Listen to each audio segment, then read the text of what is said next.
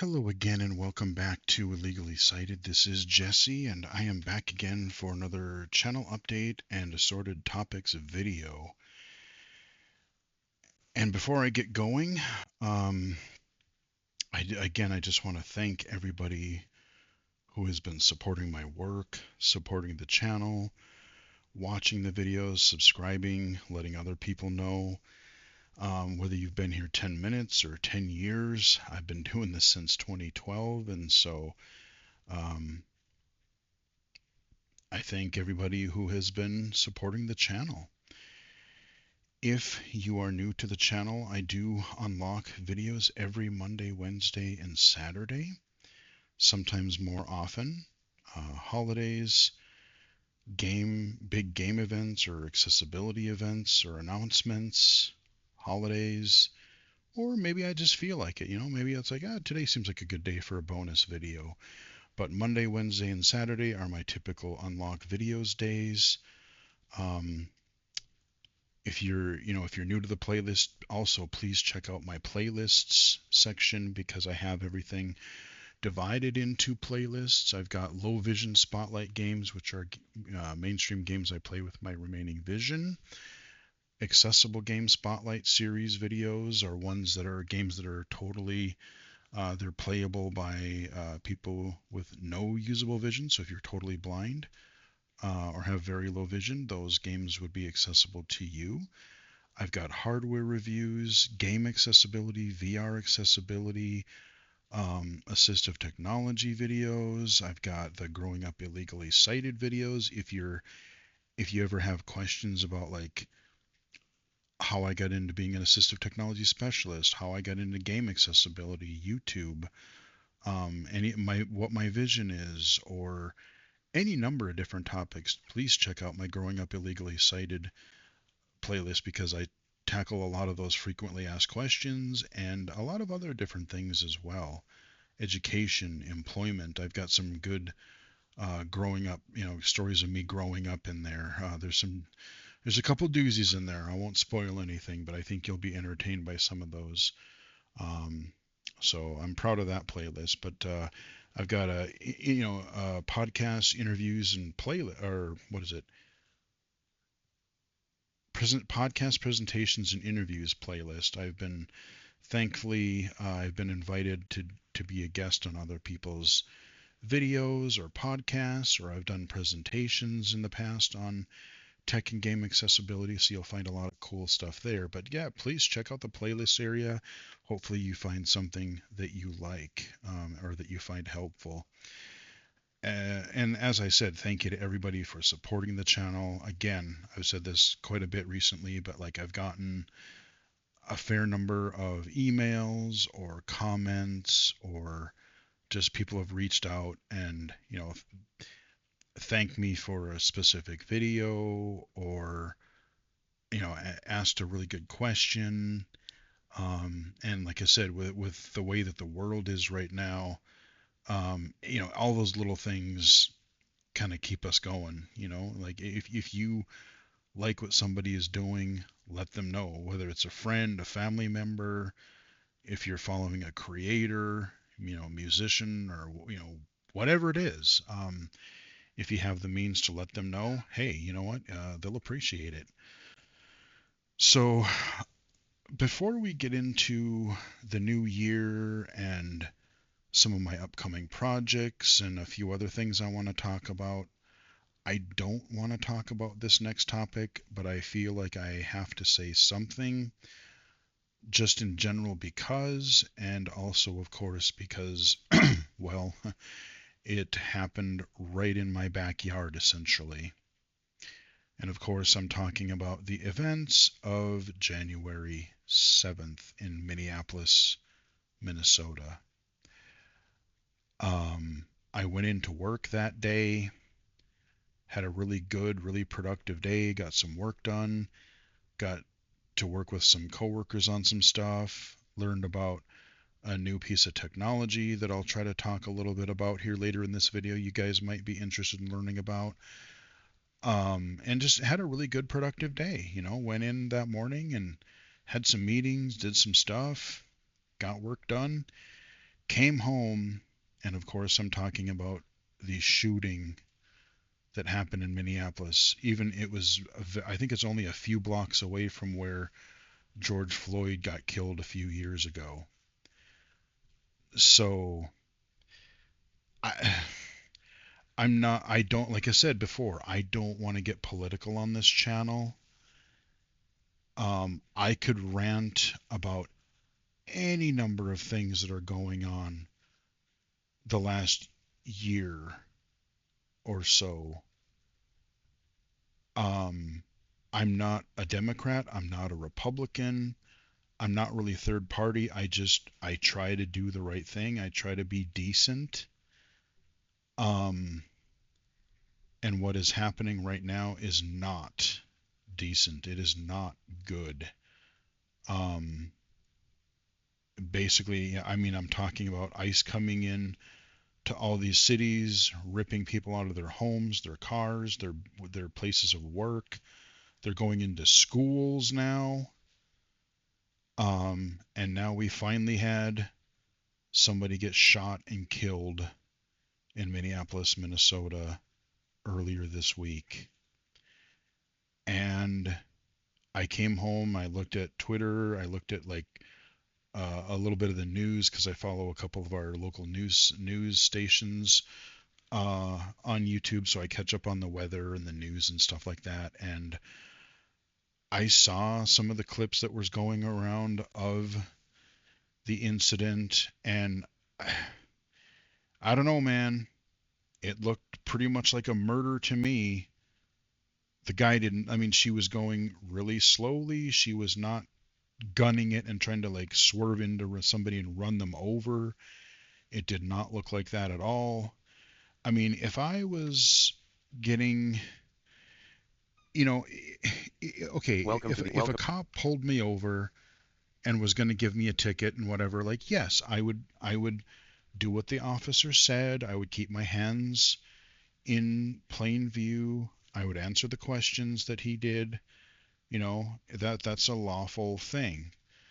But if you just got a whole bunch of random dudes coming up on you armed and in masks, because again, I don't know why these stupid ICE agents have to wear masks. If you are doing the right thing, you shouldn't have to hide who you are. That's my theory anyway. If you're doing right, you shouldn't have to hide who you are. But when you're ripping parents away from their kids, like I've seen things, the last several months where like they're ripping kids or they're ripping parents out of their car when their kids are in the back seat, they're taking them to school, ripping families apart, throwing them on the ground, beating them, taking people out of businesses, just going into anywhere and just violently going after them.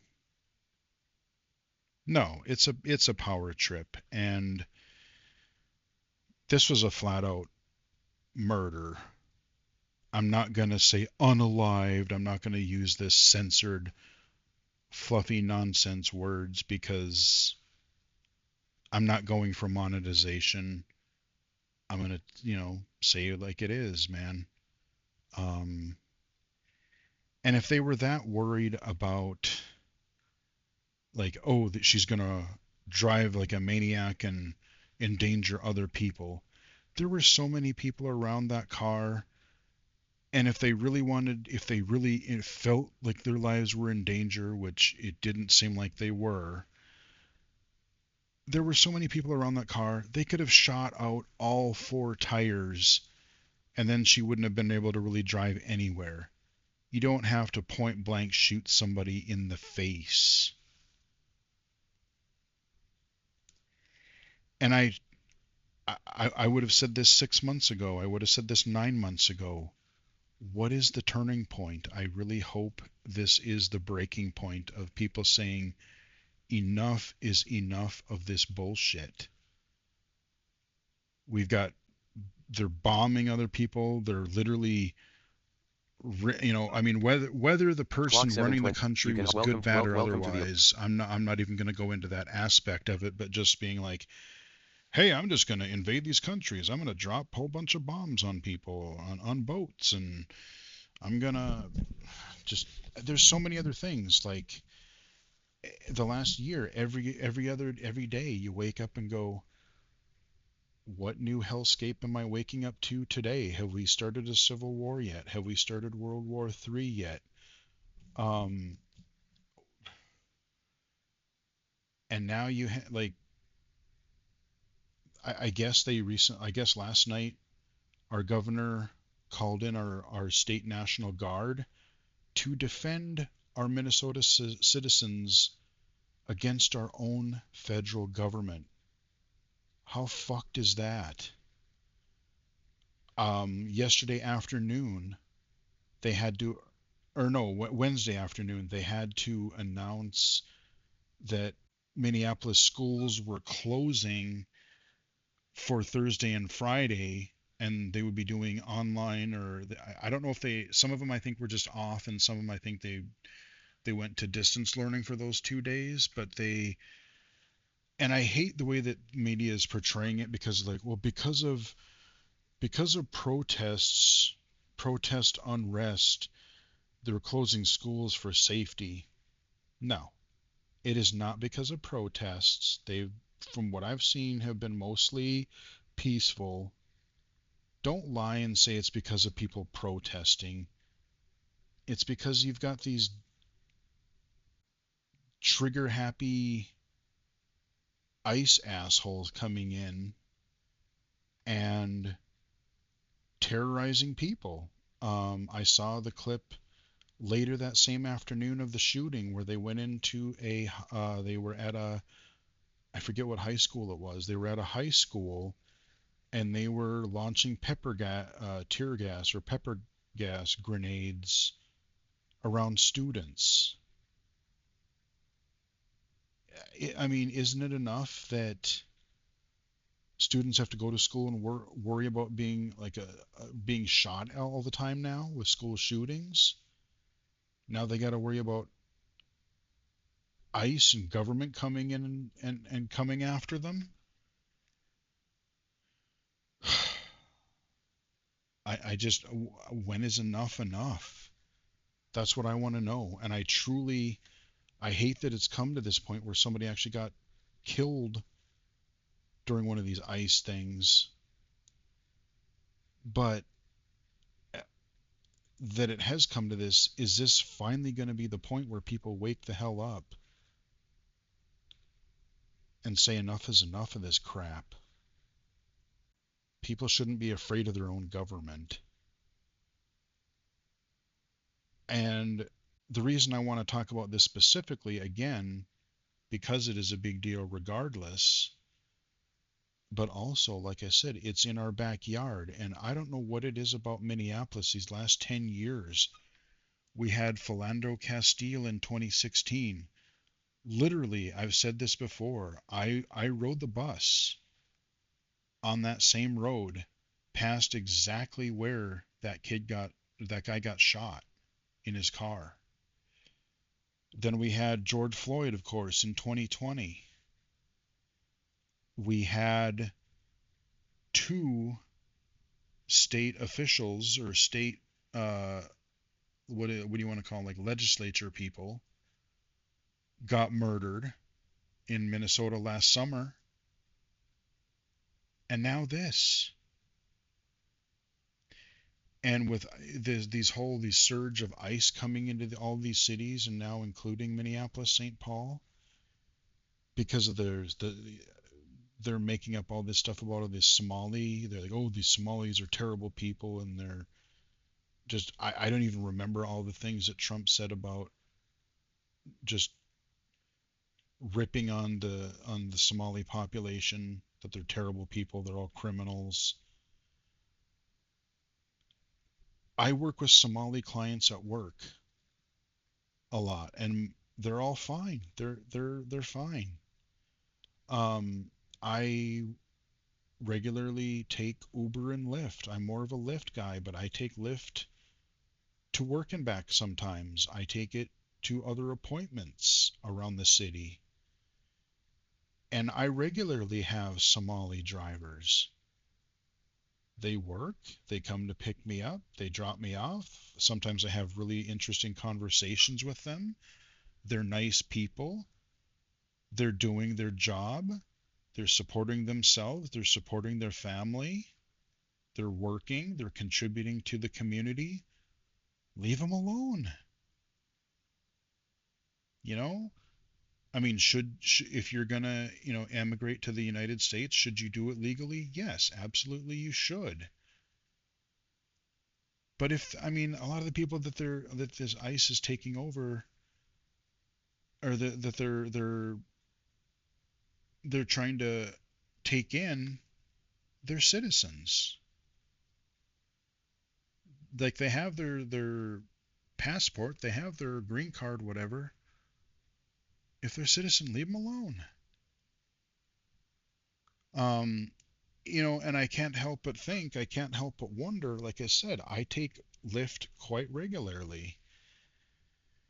And with all the Somali and Hmong drivers that we have in our cities here, am I going to have to worry about I'm sitting there in my Lyft taking a ride to work or wherever, and some jackass ICE agent gets the idea to pull over the car, and who knows what other type of incident? Will they rip that driver away and try to haul him away to some prison or detention center?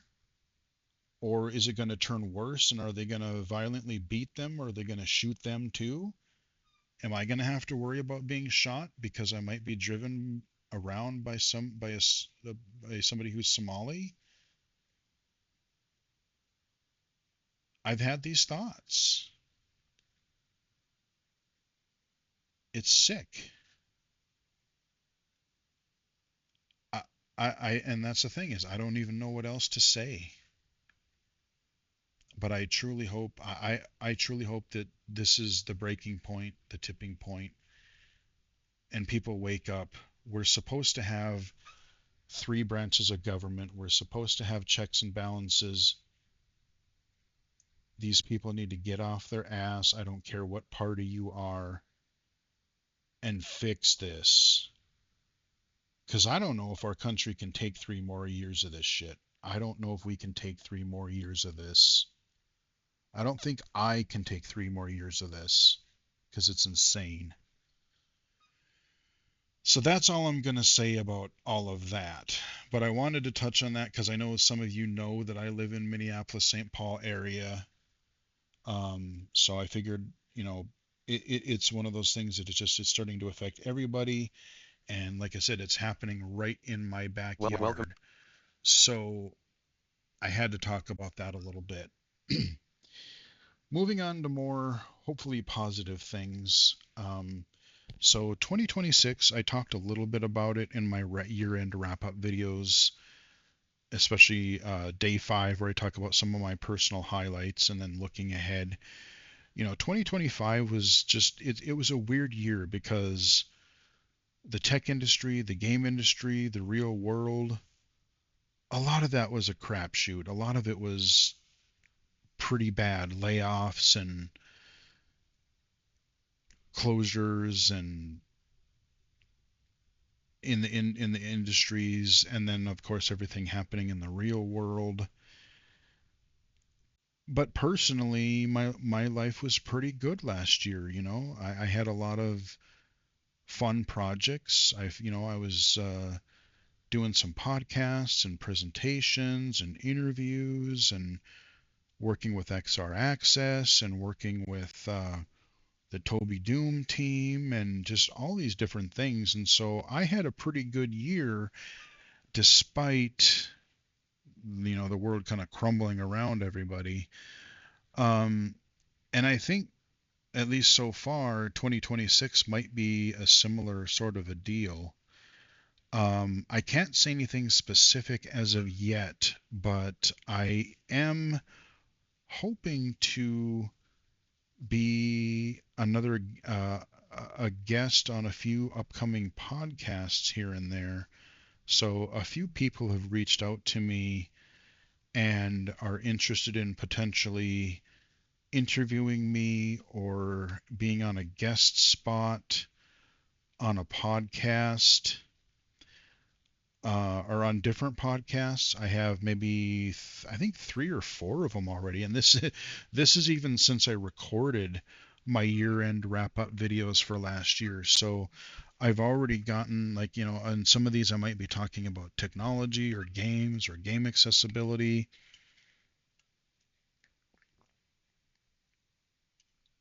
and maybe some other stuff, but I already have some cool potential opportunities there that I'm looking forward to in the next few weeks, couple of months. Of course, I will let you know if and when I do those things. So on a future channel update video, or again, follow me on Twitter at BGFH79 or Blue Sky at Illegally Cited. I'm still more active on Twitter just because it's where I've been for the last decade. It's what I'm familiar with. It's accessible, and I owe a lot of credit to my YouTube channel and Twitter for my secondary career in tech and game accessibility outside of my day job. So I'm still really active, pretty active on Twitter. It is not X, it is still Twitter. I don't care. But like I said, I will let you guys know if I'm a guest on any of these episodes and when those are released. I will absolutely let you guys know. I'm still part of the ACB group that I joined last year, and so I'm looking forward to being more part of the ADP gaming group, the Audio Description Project. We're going to try to do some presentations and, again, work on audio description, moving that forward in games and gaming events. So that's going to be a fun thing. Again, unfortunately, XR Access closed last year due to lack of funding. But thankfully, I did follow a couple of the people from XR Access into another project where we are actually still working on trying to establish like actual accessibility standards for virtual and augmented and mixed reality. So, think about like the game accessibility guidelines, think about the W3C and how they make standards for web pages and such. That is exactly what we are trying to do for XR, for virtual and augmented reality. And so I got into that, I would say the middle of last year or so. And so it's been a really cool thing to be a part of that. Um, that's been a really fun thing, and I will continue to be doing that. Speaking of virtual reality, I have not officially gotten a chance to try it yet, but I'm hoping to at some point this weekend or very soon. I was in a meeting with that group earlier this week, and Welcome. I learned that, remember I said that the Meta Quest 3, it had some text to speech where you still had to use the pointer, um, but it kind of had its own like screen reader in it. Well, they call that feature text to speech because apparently, I don't know when it officially got added, but there's a new experiment under the experimental features section. They they actually have a screen reader feature. So they call what I've been using thus far, they call that text to speech. But they have a separate feature called screen reader where it actually disables the pointer interface, and you can use your analog stick of your Meta Touch controllers where you can sequentially navigate the dashboard and the different interfaces. And I guess a friend of mine, he briefly tried it out one night when I told him about it, and he said it's kind of almost like a hierarchy, like a tree view structure. So like you go into the app and then you go into kind of like even like voiceover where you on the Mac where you go from like a high level to a little lower level to a lower level until you're interacting with like the text or the controls. So I I want to see what its restrictions are, limitations. I want to see what its capabilities are. And I don't, like I said, the problem is I would do a video on it, except the text to speech, when I recorded it, it would not record the speech. And so I have a funny feeling that that's going to be the same thing for the actual screen reader. And once I play with it a little bit, I will see if I can record it. But yeah, they're making it a little because it, like I said, it'll record game audio if I record, like when I did that Power Wash Simulator VR video, it'll record that, but it won't record the text to speech of the screen reader. So I don't know that I'm going to be able to do a direct feed video of it um, really well. But regardless, I will tell you about it. I will let you know how far along they are, how good or bad it is.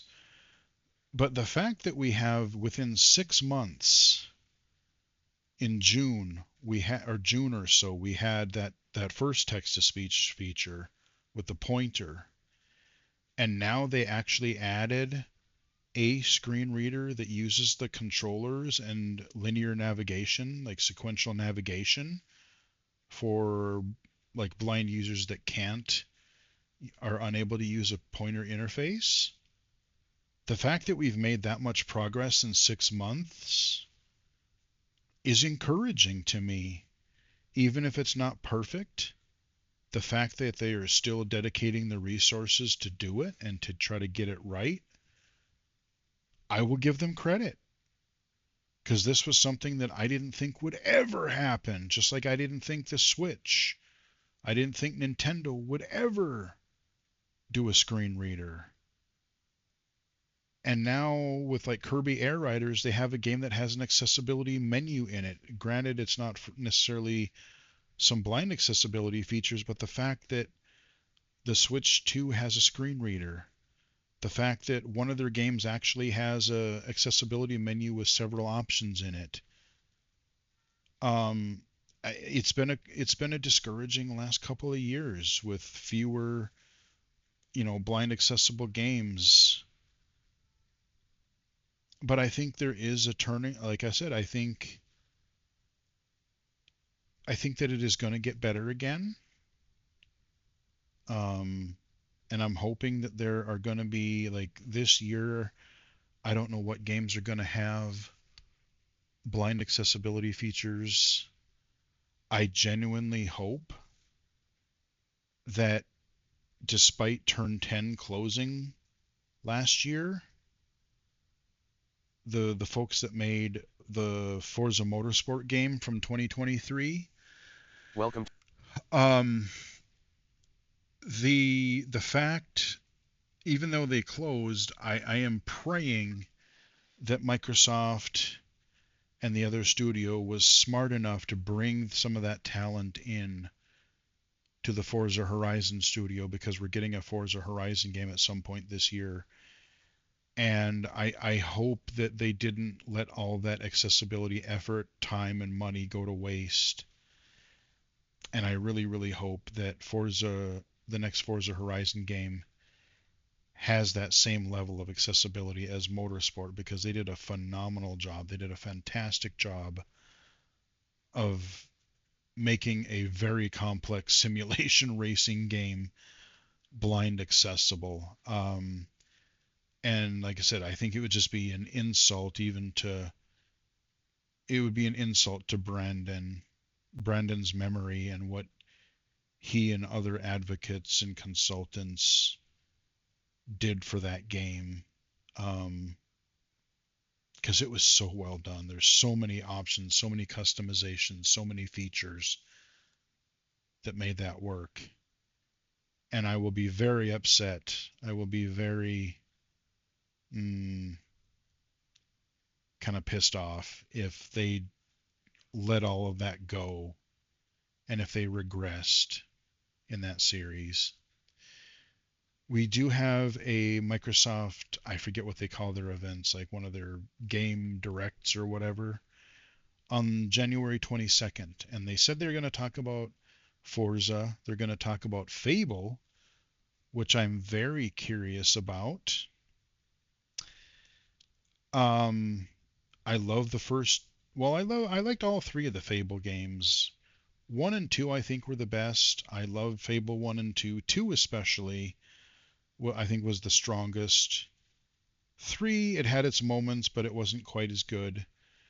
I mean, story, setting, gameplay wise, I'm curious what this new developer is going to do with the Fable franchise. But I'm also genuinely hoping that, especially you look at like Fable has always had this breadcrumb trail system. Um, and they have it visually, so there's no reason that they can't do something similar and tie that to audio. And if they can add some additional audio cues for traversal and combat and menu narration, I think Fable has the potential that it could be a very accessible, blind accessible game. Excuse me a minute, I gotta get a drink.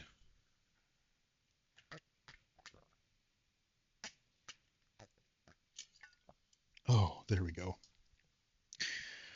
So I don't know what Microsoft is going to do this year. I mean, with all their layoffs the last couple of years, and then just I think it was last night I already saw a story that they're thinking Welcome about to the more layoffs later this month. I'm like, Jesus, guys, how many more people are you going to gut from your company? This is ridiculous.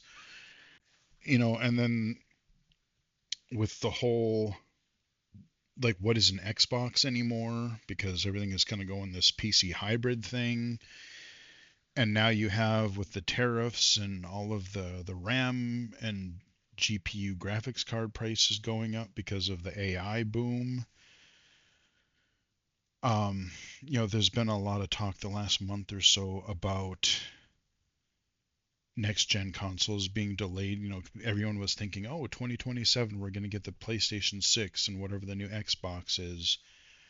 And now they're thinking, well, maybe this might get pushed back a year or two or three. And I say, please do. I'm all for it.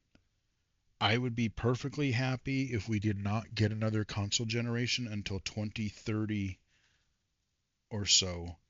We could easily go another 4 years with it. Because the thing is, the fidelity on these consoles is perfectly fine. Um, I think before we worry about making people spend hundreds of more dollars on a new system, how about let's fix the industry a little bit? Let's quit laying everybody off. Let's have people quit chasing monetization over everything else. Everything has to be a live frickin' service games with gotcha mechanics and microtransactions and God knows what else. Any way that you can stick it to the player.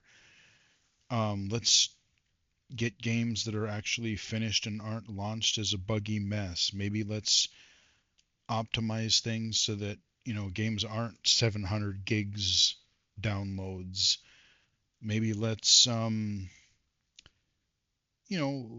just let's make games games again. Let's make them fun again.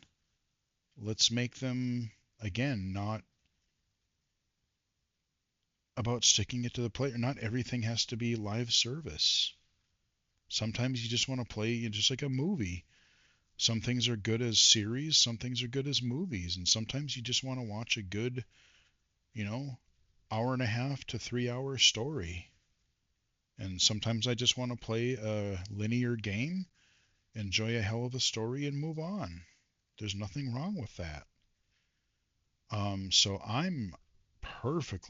would be perfectly happy if they said, maybe we'll have a handheld or something in the interim at some point, but as far as like an all new system, let's push this sucker back to 2030. I would be very, very happy about that.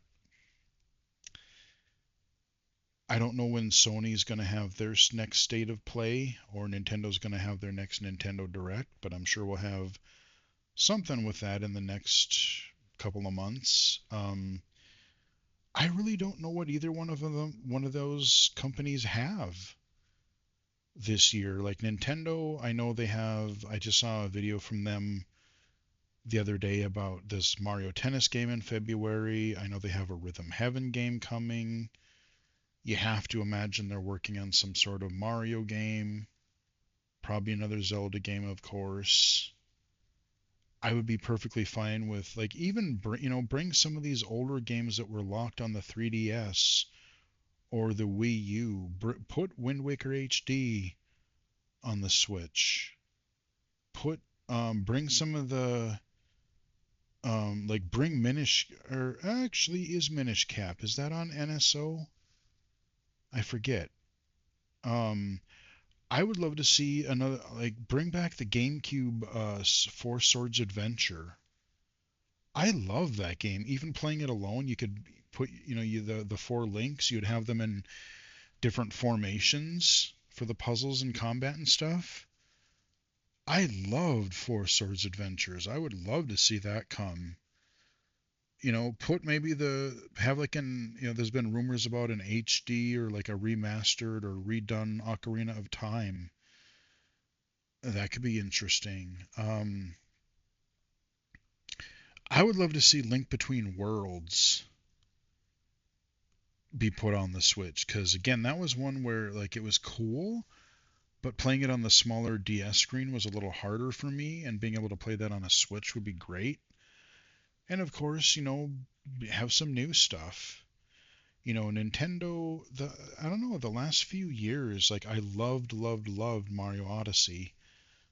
But other than that, like, Breath of the Wild or Tears of the Kingdom, a lot of recent Nintendo stuff just really hasn't captured me the last several years. I'm not saying that I necessarily regret buying my Switch 2, but at the same time, like, Mario Kart is fine. Donkey Kong Bonanza was really cool, but I'm at a part right now where I'm on this ice level and it is very, very white. It's really a bright sky. There's, of course, white snow and ice, and it's really sort of tough to see ledges and the contrast between everything. And so I'm actually kind of having a bit of trouble with that level, just because of such low contrast. And, again, you can dig your way into and out of different things because you're pounding, you're basically wrecking your way through the environment, which is cool.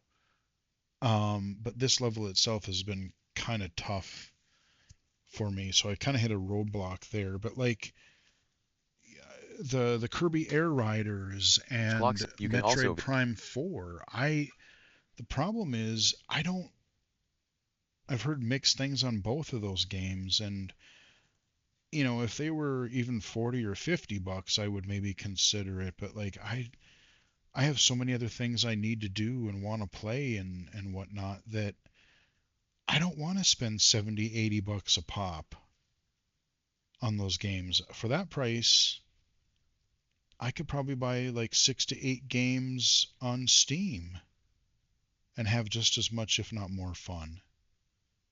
And like I said, I've heard really mixed things about Metroid Prime 4. I've heard mixed things about Kirby. So, I don't know. Like I hope there's something that Nintendo does that really does hook me because I want to like the Switch 2. And I really, really, really want Hori to make their Split Pad Pro for the Switch 2 because the Joy-Cons are small. They are still uncomfortable as hell. But yeah, and then as far as Sony goes, I know that Wolverine is supposed to be coming later this year, and that I'm very much curious about. Especially, I love Wolverine. Um, Running around slicing dudes sounds like a lot of fun. And I'm thinking, like with the accessibility work that oh, what is the company's name? Oh, what is their name? Sucker Punch, I think. With what they did with Spider-Man and whatnot. Wolverine is a character that doesn't have to worry about as much verticality, swinging through the cities and climbing up walls and ceilings. So I'm very curious to see. I hope that Wolverine is more accessible. And again, there's going to be plenty of indie games. There's going to be some AAA games. There's going to be stuff. I don't have any inside information. I don't know if and what is going to be blind accessible this year, but I do hope that we get more in the way of that this year. We do have the GA Conf Awards at some point in January. I did literally just look up on their website, and they still say that the awards are coming in January, but we don't have a date yet, which is really kind of bizarre.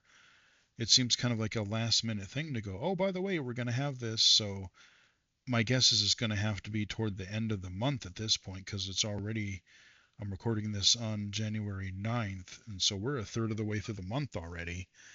Um, but I'm very much looking forward to that.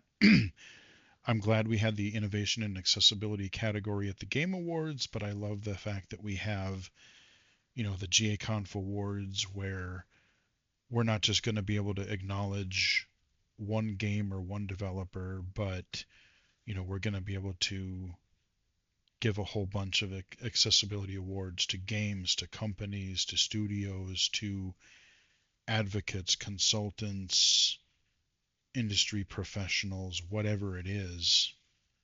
I'm glad that all these people are going to get the recognition, because they deserve it.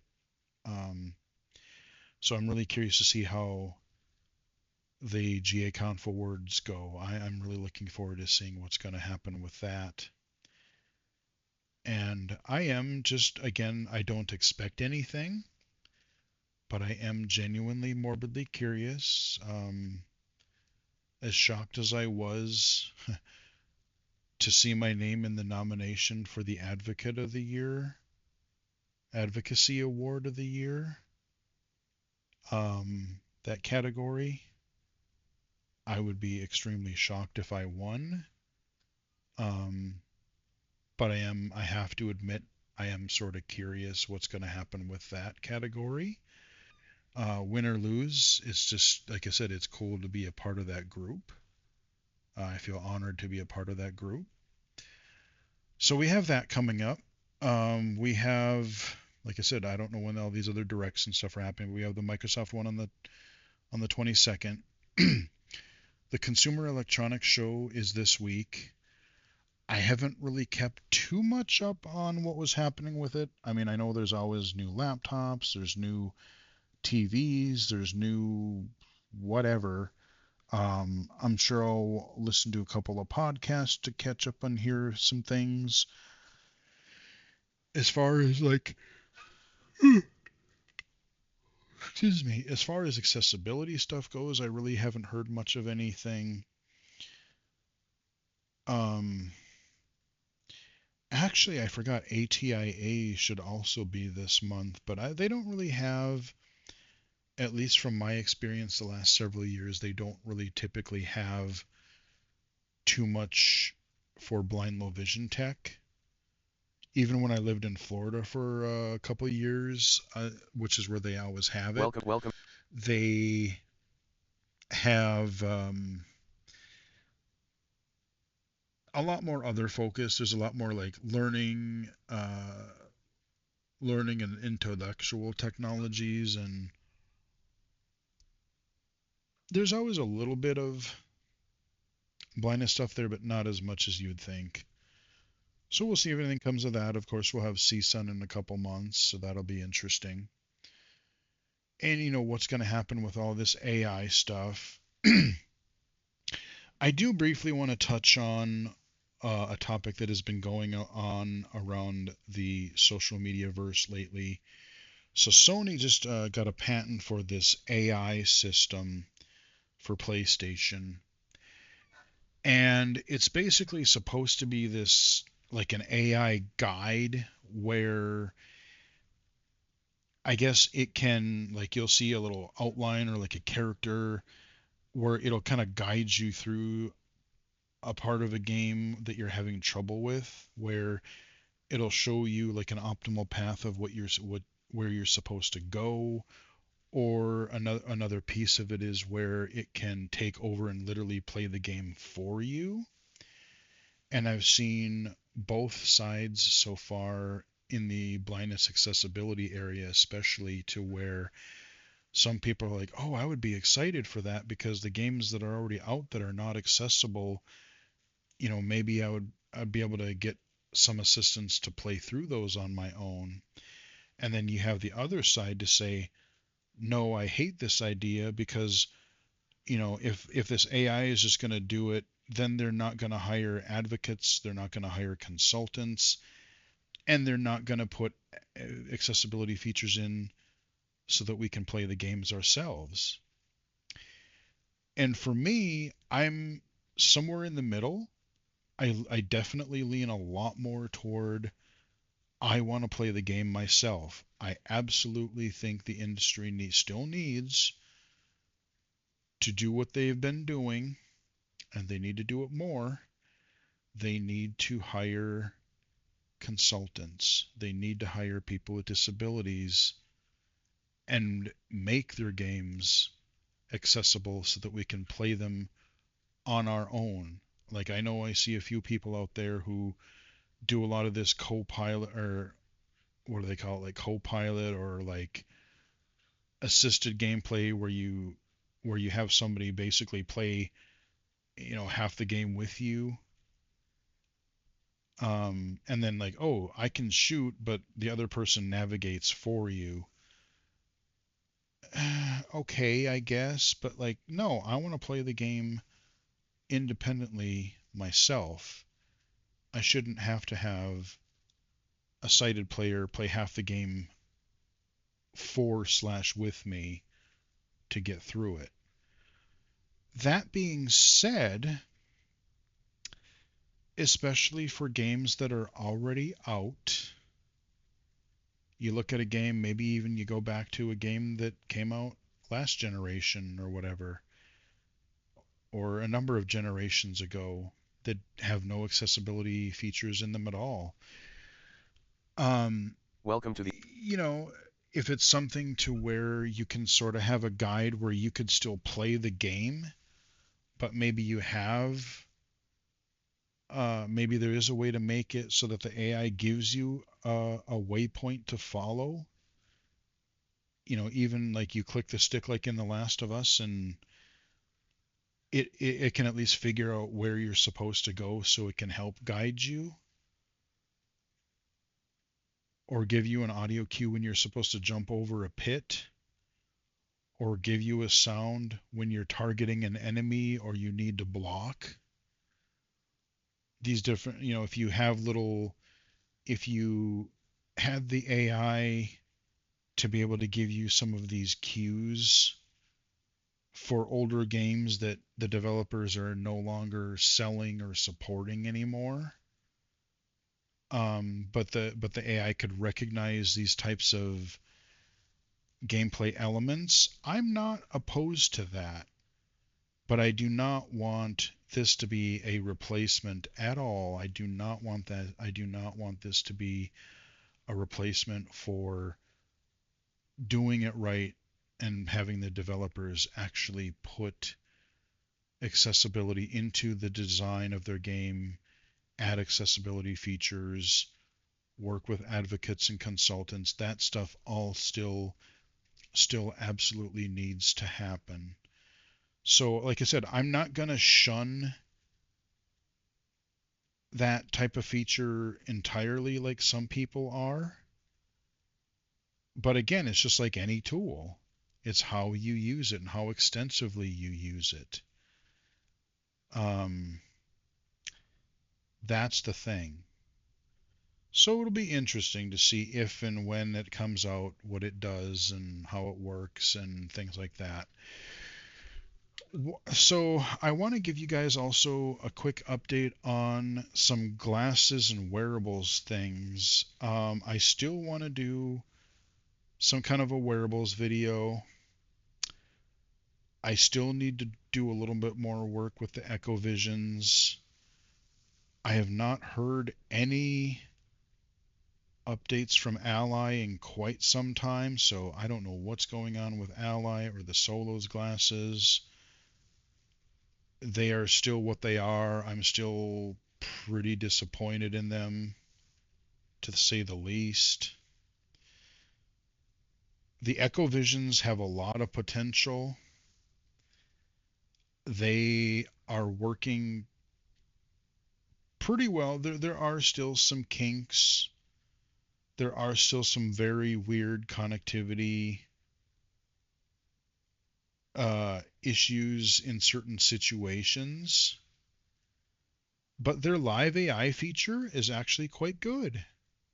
Um, their reading mode is actually quite good. Welcome to the elite. So if they can optimize a little bit more of the speed, if they can fix some of the connectivity things, if the final version of their hardware past the Pioneer editions, if they can, if they can tighten up a couple of things on there. I know again they're talking about adding wake words so you can either activate things by voice or via the button on the glasses. I mean, I like using the button because it's really easy just to hit hit it once for a quick description, hit it twice for live AI, or hit it 3 times for text reading. But I think it's also a good idea to have a wake word because, again, if I have my hands full and if I could just activate it and say, hey, what am I looking at? Hey, Echo, what am I looking at? Or whatever. Um, that would be cool. And I did get confirmation from their mailing list that I'm in now, the beta test list.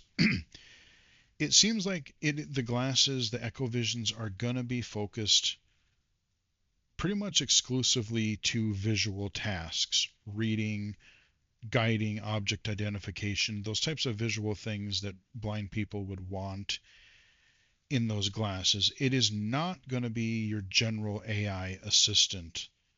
Like, it's not going to be like ChatGPT or Google Gemini, or it's not going to be like even Meta AI where you can say, hey, what was the score of the Vikings game? Or, ask it some random factoid or whatever, because as they said, they're like, there are so many other assistants that already do this. Why would we want to replicate that? And they make a fair point. If they can hone in on doing all of the vision specific stuff for their user base, and if they can hone in on doing that well, effectively and efficiently, I'm fine with that. I mean, and maybe they could maybe they could partner with somebody to say, oh, um, you're primarily using the glasses for the vision thing, but maybe they partner with, I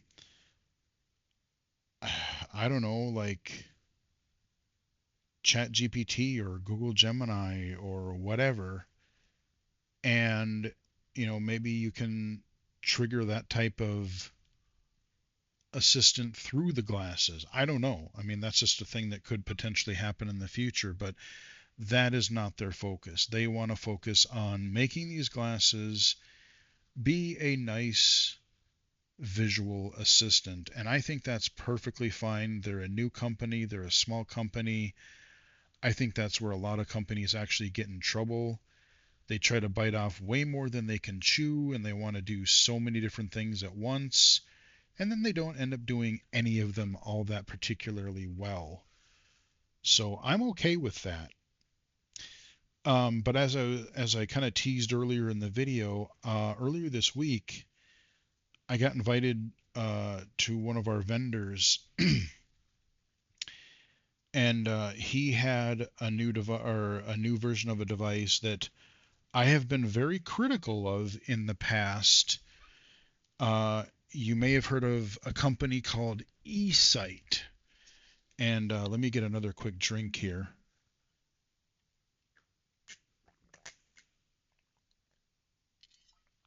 So if you remember from several years ago, eSight had these, they were like one of the first wearable blindy products. And I tried them, like their first and second iteration. They were these very bizarre glasses that had this really tiny, tiny screen that was actually kind of far away from your eye. It's hard to explain the way that the original glasses worked, but because the screen was so small and it was so far away kind of from your eye that it did not work for me at all. But they were going, like, their marketing was so bad back then. I haven't looked at what their marketing is now, but like, we help blind people see, and it was so misleading, and parts of it were patronizing, and it was just not good. I remember they came to our office several years ago, and even, we let them know what we thought, and there was one person, one of our coworkers, who was like, they kind of laid into them a little bit about not just their marketing, but just the way they were kind of misleading their customers and everything. Well, they have a new one. eSight has a new wearable out. I don't remember the exact name of it. Um, it is definitely bigger and heavier than anything like the Meta glasses or the Echo Visions or anything like that. This is more of a CCTV, a wearable CCTV. Think Iris Vision, the Patriot headset, except it's not a phone in a mobile VR headset. It's its own little pair of glasses. And so when you put the glasses on, you're actually looking at a big screen through both eyes. And then it has, so the glasses themselves apparently are not powered by themselves. Instead, you wear this battery pack thingy. You put it around the back of your neck. So like if you've had ever like those airplane pillows where like it's kind of like a U shape and it just goes around the back of your neck, and then like the battery part kind of hangs down a little bit, over your, the front of your like your chest. I mean, it's not huge, it's not heavy. Once you get it on, you don't really feel it that much. But so there's a cord that runs from that U-shaped battery to the glasses, and then you also have buttons on the glasses themselves, or you can also use a little remote that it comes with. And so it's primarily used for magnification. I don't even know that it does OCR. Um, but like I said, it's basically a CCTV on your face. So you can change your color modes, your brightness, your contrast. It's got a couple other like features to accommodate like tilt, and I mean, it's interesting. And while I couldn't really read anything with the old eSight, what I will say about the new one is it does actually work a fair bit better. Now, I've talked about this in other VR videos and accessibility videos in the past, but one of my problems with a lot of traditional head-mounted CCTV technologies like the Geordie and a few other ones that have been available over the years is that, again, think about looking through a monocular or a pair of binoculars or holding a roll of toilet paper, like a toilet paper tube, up to your eye. And a lot of these older assistive Welcome to technology products would have you looking through the device, and then you would see the screen. So the virtual distance was actually kind of far away. And in the newest eSight, they've made the screen itself a lot bigger. The virtual screen that you're looking at in the glasses, they've made it a lot bigger. And it is closer to your eye than older models were. It's still not as close as you would get if you were using a VR headset, whether looking at a VR app or game or looking at something like the Iris Vision or Patriot again. So it's not as close as that. So, in my opinion, I would love to see the screen get even a little bit closer to that level of closeness to your eye. But what I will say is, even though the screen is still a little bit farther away, they do offer a high level of magnification. Like I don't even know what the highest it is. I went up to, I think you can go 20x if not higher. Um, and so like you can zoom in a lot. And again, the problem is if you zoom in really far, you're gonna feel every little jitter. You're gonna feel every little camera shake a lot more than when you're zoomed out a ways. But the thing is I could read text with it. Like if I held a book in front of me, I could read with it. I was still reading slowly because of the distance and whatnot. I still sort of had to concentrate on parsing the visuals a little bit more. So I was still not fast with it, but I could read with it. And it has some distance capability. And I could read some larger text from about 10 feet away across the room. And with my vision, for me, that's pretty impressive because my distance vision, especially when it comes to reading, sucks hard. So, like for me personally, I don't know that I would buy the new eSight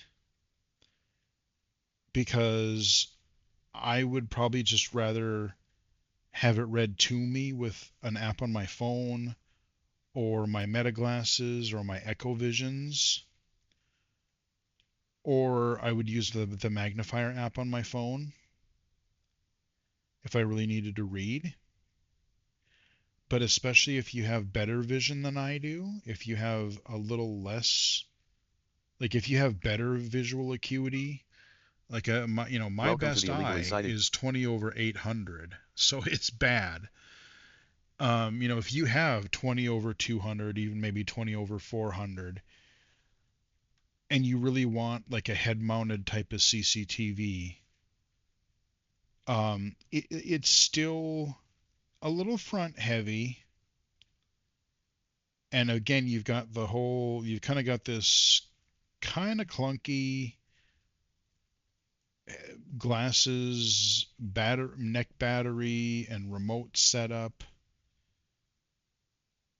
But I would feel a lot better about actually recommending this version of the eSight. Um, I would feel a lot better recommending that than I ever have any prior eSight product because I did not think much of them at all before. The main two criticisms or the main two critiques that I would have about it is, well, three. I would say the main three critiques I have is again, like I like the fact that you can hook it up to a battery, so you can get juice, but the glasses aren't powered themselves. So it's a little clunkier than just slipping a pair of glasses on your head. Um, I wish the screen was a little bit closer, like your iris vision or your like a true VR headset. I wish that. And of course, um, of course the price. I forgot to ask even what the price is, but I know it's going to be at least a couple grand probably. Um, so it's better. Um, there was one other critique or there was one other thing I wanted to mention about it. What was it? The battery and all the connectivity. Let's see, the battery, the screen. Oh, there's one other thing. What the heck was it?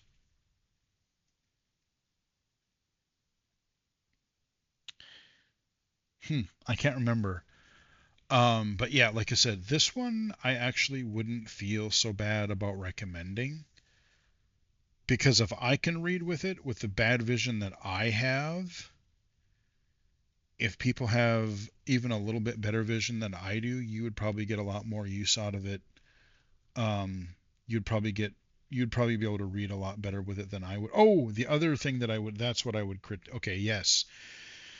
So the other thing that I notice when using it, so again, like I said, you have the different color modes. You can use it in full color, you can use it in grayscale, and then you have your typical CCTV color modes, your white on black, black and white, yellow and blue, all these different things. And I find it's like when you get it dialed in just right between the zoom level, the color mode, and the contrast, using one of these alternate color modes, it actually works reasonably well. There's still a little bit of brightness fluctuation. There can still be a little bit of flickering. Um, but the problem is that you really have to fiddle with it. And so the way that it works is you always have to you hit like your menu button or your mode button. And so think about like when let's say you have the let's say you have like a mode button and then an up and down button. So when you hit the mode button once, it is magnification, and so you can zoom in and out. You hit the mode button again, and it's your color contrast. So then you go full color, black and white, yellow and blue, etc. And then you hit the mode button again, and then you adjust your contrast modes. And so to dial that in, it's kind of annoying because especially when you use one of these false color modes, I like to use white on black. And when you do that, Welcome to the unless you have the contrast mode set just right, it is a flickery, whited out mess.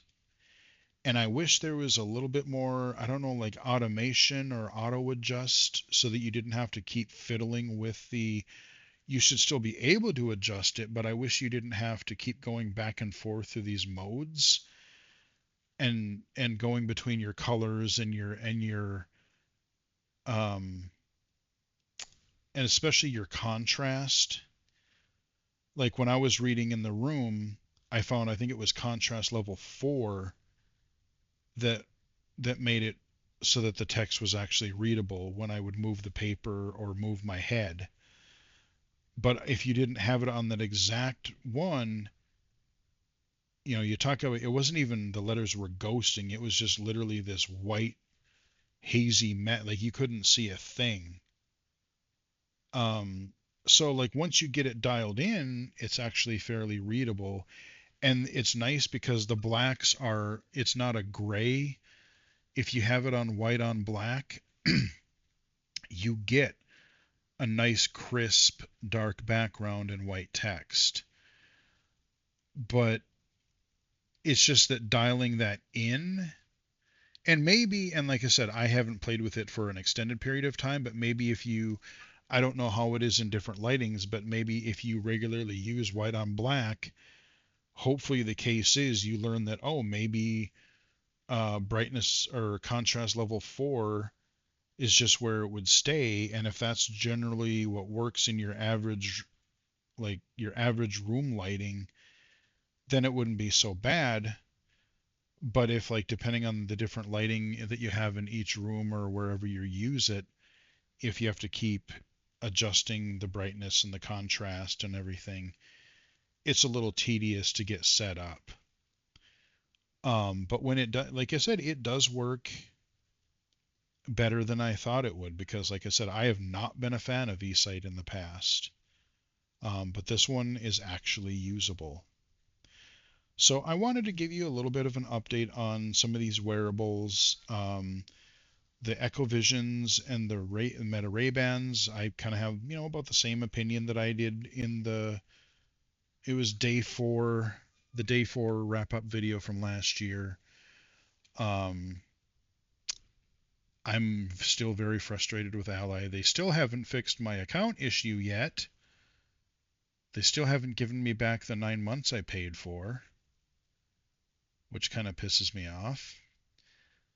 Um, but like, I don't know, man. Like the Solos glasses, I'm just not feeling them right now. Metas are number one right now because they're fully available. I don't know when the full versions of the Echo Visions, like again, we have the Pioneer glasses, the Beta glasses, but I would probably guess by sometime this year, for sure by the end of the year, I would have to guess that these should be ready for 1.0, and then people could buy the Echo Visions.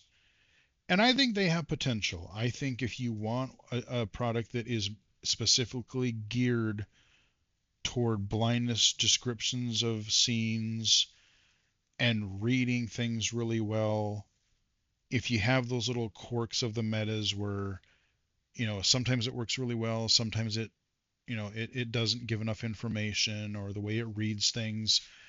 I think if what you're primarily wanting is the blindy stuff and you don't care about some of the other things that the meta glasses do, these might be a good alternative. But keep in mind, remember, Welcome to the illegally site. um, if you didn't pre-order these things, because I don't think they have this program going anymore.